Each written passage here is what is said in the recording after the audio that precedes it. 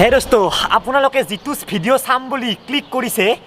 পোনপ্ৰথমতে কৈ দিওঁ যে এই ভিডিঅ'টোৰ লগত বা এই ইণ্টাৰভিউটোৰ লগত পলিটিক্সৰ একো কানেকশ্যন নাই একদম সম্পূৰ্ণ নন পলিটিকেল এটা ভিডিঅ' হয় পলিটিক্সৰ পিটো বা ৰাজনীতিৰ ৰটো এই ভিডিঅ'টোৰ লগত নাই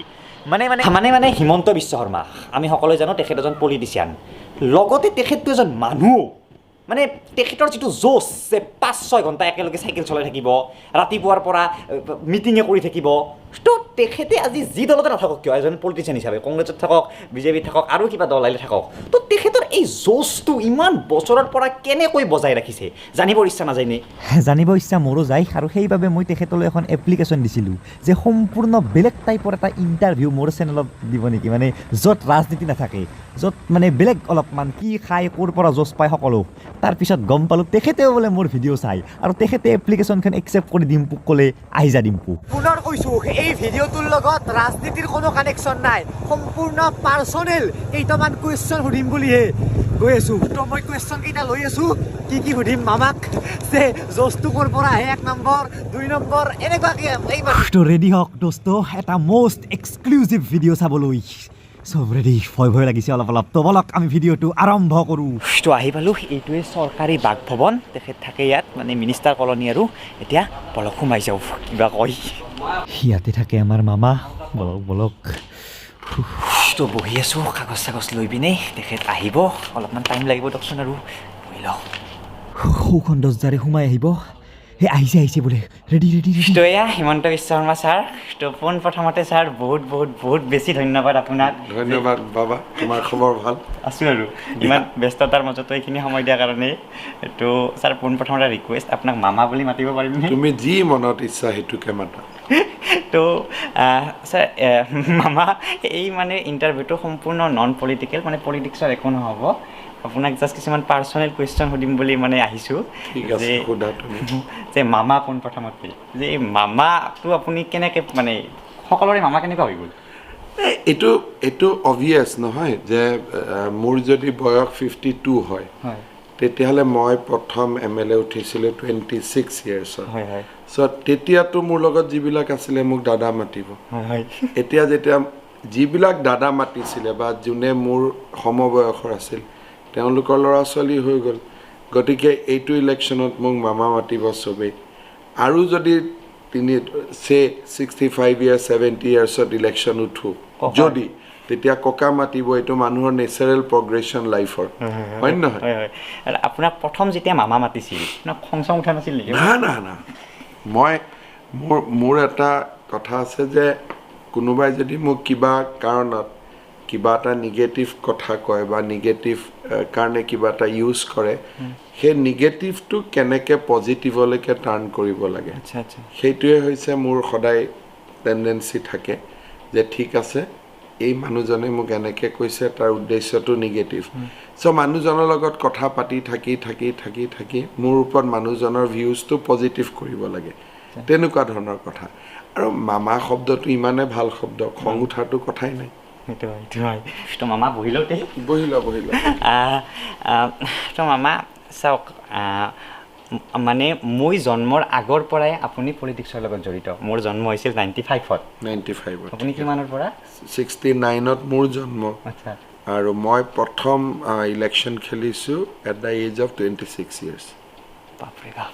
তো তেতিয়াৰ পৰা এতিয়ালৈকে যিটো জোচ আপুনি মানে মেইনটেইন কৰি আহিছে মানে পলিটিক্সত আপুনি এনেকুৱা কেতিয়াবা লাগিছিল নে যে মই পলিটিক্স বাদ দিম আৰু বহুত দল আৰু নৰো আৰু এনেকুৱা কেতিয়াবা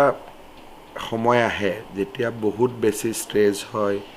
বহুত বেছি কষ্ট হয় কেতিয়াবা এনেকুৱা ভাৱ এটা আহে যে হ'ল আৰু বহুত কিন্তু এটা কথা ঠিক কিছুমান কামে তোমাক ইণ্টাৰেষ্টিং কাম কৰা যায় কিছুমান কামত এচিভমেণ্ট আহে তেতিয়া আৰু উল্টাই এটা মনত লাগি থাকে যে নহয় আৰু কিবা অলপ কৰিব পাৰোঁ নেকি চ' লাইক তিতা মিঠা এইটো চলি থাকে তো আপুনি আৰু কিমান সময় মানে কেতিয়ালৈকে থাকিম বুলি ভাবিছে মোৰতো লাহে মই ভাবোঁ যে চবৰে এটা এজ আছে কিমান দিনলৈকে থাকোঁ বুলি একজেক্ট শব্দটো ক'ব নোৱাৰি কিন্তু যিমান দিনলৈকে নিজৰ কিবা এটা কাম কৰা ইউটিলিটি আছে সিমান দিনেই কৰিব লাগে তাতকৈ বেছি কৰিব নালাগে হয় হয় তো মামা আজিকালি দেখিছোঁ যে আপুনি চাইকেল চলায় তো চাইকেল সিদিনা দেখিছোঁ প্ৰায় ৰঙিয়াত 6 ঘণ্টা নাকি একেৰাহে চাইকেল চলাই আছে তো 6 ঘণ্টা চাইকেল চলোৱা জোচটো মানে কেনেকুৱাকৈ মানে এইটো অদ্ভুত কথা এইটো চলি থাকে আকৌ কেতিয়াবা মই 6 ঘণ্টা চাইকেল চলাই আকৌ 2 ঘণ্টা খোজো কাঢ়ি দিওঁগৈ ভৰি বিষ নুঠে নাই বিষ নুঠে দেখোন এইকেইদিন উঠিব ইলেকশ্যনৰ পিছত একেলগে চব জমা হ'ব আচ্ছা আচ্ছা এইকেইটা দিন হোৱা নাই আৰু এইকেইটা দিন চলি আছে থেংক ইউ মামা আৰু নেক্সট কি সুধোৱে ৰ'ব ৰাতিপুৱা কেইটাত শুই উঠে ৰুটিনটো আহক তো মামা নেক্সট আপুনি ৰাতিপুৱা কেইটাত উঠে এনে মই ৰাতিপুৱা নৰ্মেলি 8টাত উঠোঁ 7:30 কিন্তু এইকেইদিন ইলেকশ্যন বুলি 5:36 আৰু ৰাতি কেইটাত শুৱে ৰাতি ডিপেণ্ড অন ৱৰ্ক কেতিয়াবা 3টা কেতিয়াবা 2টা কেতিয়াবা 1:30 আৰু জানিব ইচ্ছা কৰিব যে আপুনি খাই কি জোচটো খাব লাগিব নে মাছ মাংস মই ক'ভিডৰ আগলৈকে মই মাছ মাংস একো নাখাইছিলোঁ ক'ভিডৰ সময়ত যেতিয়া অলপমান বেছি ঘূৰিলোঁ অকণমান ফিল কৰিলোঁ যে কিবা এটা খাব লাগে তেতিয়া মই মাছটো খাই আছোঁ কিন্তু নৰ্মেলি মই ভেজিটেৰিয়ানত থাকোঁ এইকেইটা দিন কিন্তু মাছটো খাই আছোঁ বাকী মই ৰাতিপুৱা ক'ব গ'লে কিবা এটা অলপ কৰ্ণফ্লেক্স খাই ল'লোঁ দিনটো বেছিভাগ মই ফ্ৰুটছত থাকোঁ যেতিয়া আপুনি হেলিকপ্টাৰেৰে বিভিন্ন হেৰিত গৈ থাকে হেলিকপ্টাৰত গৈ থাকোঁতে আপুনি কিবা খায়নে হেলিকপ্টাৰত আমাৰ কল থাকে আপেল থাকে এইখিনি থাকে আৰু ফ্লাক্সত গৰম চাহ থাকে তাৰমানে এইখন মিটিঙত স্পীচ দি উঠাৰ পিছত নেক্সট মিটিঙত যাওঁতে মাজত চাহ একাপ খালোঁ আৰু এটা মোৰ বেয়া অভ্যাস আছে মই ডায়েট কোক বহুত খাওঁ ডায়েট কোক সেইটো মোৰ থাকে গতিকে অকণমান গাটো ফ্ৰেছ কৰিব লাগিলে মই ডায়েট কোক এটা খাই দিওঁ কোকলা মানে ডায়েট কোক সেইটো বেলেগ মানে ডায়েবেটিছ নহয় আৰু আপোনাৰ ডায়েবেটিছ আছে নেকি মোৰ অকণমান চুগাৰ আছে মেইনটেইন হৈ থাকে সেইটো কাৰণে চুগাৰ আছে কেতিয়াবা আপোনাৰ লগত যদি ঘৰে চৰে যায় গাখীৰ দাচা নিদিব এই ভুল হৈ গ'ল গাখীৰ দাচা নহয় চেনি নিদিব নহ'লে মামাই আৰু মোক মাৰিব যে তই ভিডিঅ' বনাই দিয়াৰ পৰা আজিকালি মানুহৰ ঘৰত গ'লে মোক গাখীৰ দাচা নিদিয়ে মোক এনেকৈ ক'ব আৰু নহ'লে মামা নেক্সট ফেমিলি আমি আজিকালি দেখি আহিছোঁ আপোনাৰ ল'ৰা নন্দিল তো নন্দিলৰ কথা অলপ জানিব বিচাৰিব মানে নন্দিলে বৰ্তমান কি পঢ়ি আছে সি এক প্ৰকাৰ ক'ব গ'লে বৰ্তমান একো পঢ়ি থকা নাই কাৰণটো কি ক্লাছ 12 পাছ কৰি আহিলে সি বৰ্ডিঙত আছিলে মানে ৰেচিডেঞ্চিয়েল স্কুলত আছিলে সি আহি ক'লে যে পাপা মই তোমালোকৰ লগত থাকিব পৰা নাই গতিকে 1 বছৰ মই ঘৰত থাকোঁ 1 বছৰ সি ঘৰত থাকিলে আৰু লগতে লত এডমিশ্যন ল'বৰ কাৰণে কোনোবা এখন ভাল ইউনিভাৰ্চিটি প্ৰিপেৰেশ্যনো কৰি আছে আৰু আপোনাৰ ছোৱালী মোৰ ছোৱালী এইবাৰ হায়াৰ ছেকেণ্ডেৰী দিব এইবাৰ দিব তো এয়া আছিল ফেমিলিৰ কথা আৰু নেক্সট কি সুধোঁ ৰ'ব তো চাওক অলপমান চিৰিয়াছ কুৱেশ্যন অসমত ধৰক আপুনিতো সদায় আৰু পলিটিক্স কৰি থাকিব নোৱাৰে ধৰক 20 বছৰ পিছত আপুনি ৰিটায়াৰ হৈ গ'ল আপুনি বুঢ়া হৈ গ'ল তো আপুনি সেই সময়ত অসমখনৰ কি পৰিৱৰ্তন আশা কৰে যে ধৰক এনেকুৱা হ'লে মোৰ আৰু এটা সপোন পূৰণ হ'ব এনেকুৱা কিবা সপোন আছে নে অসমখনক লৈ মোৰ এটা সপোন ডেফিনেটলি আছে যাতে ভাৰতৰ 2-3খন আজি যেনেকৈ ভাৰতত ফৰেনৰ পৰা আহিলে ভাৰতত সুধিলে ক'ত যাব লাগে মানুহজনে ক'লে কৰ্ণাটকত যাব লাগে মুম্বাইত যাব লাগে ৰাজস্থানত যাব লাগে অসমৰ নামটোতো লিষ্টত নাহে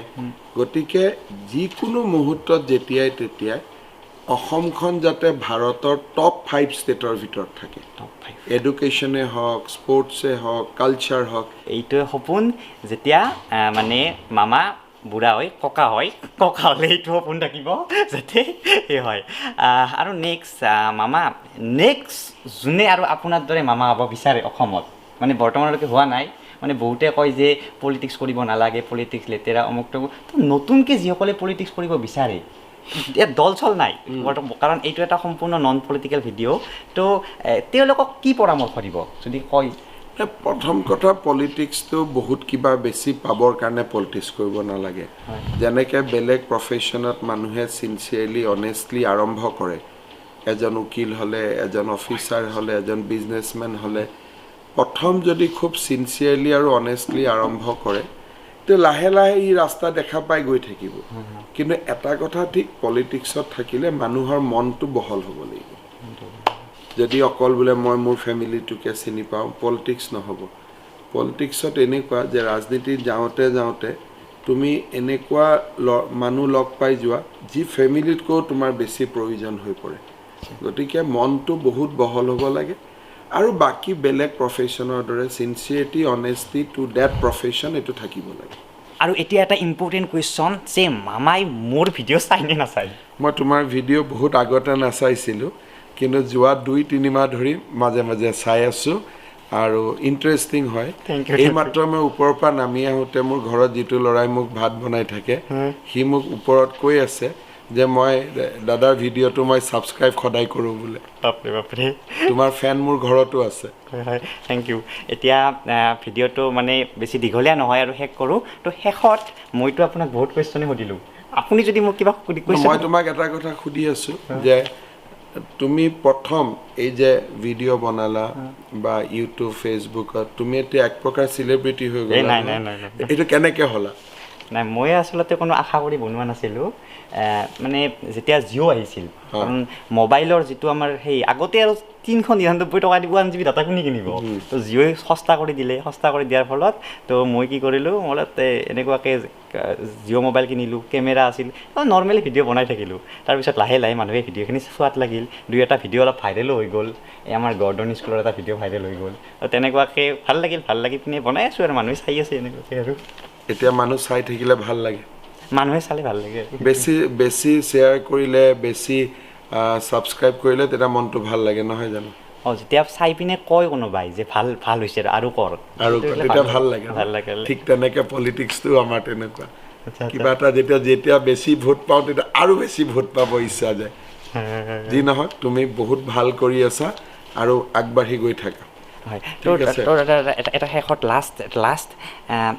মানুহে কণ্ট্ৰভাৰ্চি কেনেকৈ হেণ্ডেল কৰিব পাৰি এতিয়া চাব এই ভিডিঅ'টো মই বনাইছোঁ এইটো মানে মই জানো আপুনি বুজি পাইছে যে এইটো কোনো পলিটিক্সৰ কানেকশ্যন নাই কিন্তু এই ভিডিঅ'টোক লৈও কিছুমানে এতিয়া পলিটিক্স কৰিব যে মই বিজেপিক কৰিলোঁ মই কিবা কৰিলোঁ তো এইবিলাক যি কণ্ট্ৰভাৰ্চি হয় আপোনাৰ লগতো বহুত হয় তো এই কণ্ট্ৰভাৰ্চি কেনেকৈ হেণ্ডেল কৰিব কণ্ট্ৰভাৰ্চি হেণ্ডেল কৰিব নালাগে প্ৰথম কথা তুমি তোমাৰ মূৰত আইডিয়াটো ঠিক থাকিব লাগে মই হিমন্ত বিশ্ব শৰ্মাৰ বিষয়ে জানাটো বা তেওঁৰ বিষয়ে কিবা অলপ মানুহক জনোৱাটো মোৰ দায়িত্বৰ ভিতৰত পৰে পলিটিকেলি নহয় নন পলিটিকেলি মই সেইটো ভাবি কৰিছোঁ কিন্তু যদি কণ্ট্ৰভাৰ্চি হোৱাৰ লগে লগে তুমি যদি নিজক বাচিবৰ কাৰণে আৰু 10টা মিছা কথা কোৱা আৰম্ভ কৰা তুমি জালটোত সোমাই গৈ থাকিবা আৰু একেকোবে যদি কোৱা দিছ ইজ মাই চইচ মই এইটো কৰিছোঁ তোমাক মানুহে বেয়া পোৱা মানুহখিনিও ক'ব যে নহয় ইটো অনেষ্টলি কৈছে আৰু এতিয়া চাহ খাই আছোঁ আৰু মামা আচলতে আপুনি মোৰ মামা নহয় খুৰাই হ'ব চাগে কাৰণ আপোনাৰো অৰিজিনেল ঘৰ নলবাৰী মোৰো নলবাৰী অৰিজিনেল ঘৰৰ কথা কওকচোন নলবাৰীত জন্মিছিল নেকি মই নলবাৰীত জন্মা নাই মোৰ জন্ম যোৰহাটত আছিল কিন্তু মোৰ দেউতা ককা আমাৰ ঘৰখনে নলবাৰী আৰু মই যিমান দূৰলৈকে জানো আপুনি লয়ালো আছিলে তো ফাৰ্ষ্ট কিহৰ পৰা পঢ়িছিল মানে পঢ়া জীৱনটো অলপ জানিব মই প্ৰথম যোৰহাটৰ বাল্য ভৱনত পঢ়িছিলোঁ তাৰপিছত গুৱাহাটীলৈকে দেউতা ট্ৰেন্সফাৰ হৈ আহিলে বাবা আমিও আহিলোঁ কামৰূপ একাডেমি স্কুলত পঢ়িলোঁ কামৰূপ একাডেমিৰ পৰা কটন কলেজত পঢ়িলোঁ কটন কলেজৰ পৰাই মই পষ্ট গ্ৰেজুৱেট পাছ কৰিলোঁ লগতে মই সেইটো সময়তে একেলগে গভৰ্ণমেণ্ট ল' কলেজৰ পৰা ল'টো কমপ্লিট কৰিলোঁ তাৰপিছত গুৱাহাটী ইউনিভাৰ্চিটিৰ পৰা মই মন্ত্ৰী হৈ থাকোঁতে 2004-05 সেই সময়ছোৱাত মই ডক্টৰেট ল'লোঁ এইটো কিহত ডক্টৰেট লৈছিলে ডক্টৰেটৰ মোৰ পেপাৰখন আছিলে নৰ্থ ইষ্ট কাউন্সিলৰ ওপৰত তো এনেকৈ শেষ হৈ গ'ল ইণ্টাৰভিউটো মোৰ ব্ৰেইনে যিমানখিনিলৈকে ঢুকি পাই কৰিলোঁ আৰু ইমান মানুহে আজি লগ কৰিছে চাওক মামাক আৰু ইমানবোৰ মানুহৰ মাজত ময়ো এজন পুনৰ একবাৰ কৈছোঁ ভালকৈ কৈছোঁ পূৰা একদম যে এইটো কোনো পলিটিক্সৰ লগত কোনো বিজেপি এজিপি কংগ্ৰেছ এইবিলাক নহয় সম্পূৰ্ণ এজন মানুহ যিজন মানুহক আপুনি টিভিত দেখি থাকে এই মানুহজনে কেনেকুৱা কি লাইফটো অলপমান ক'বলৈ চেষ্টা কৰিলোঁ এইখিনি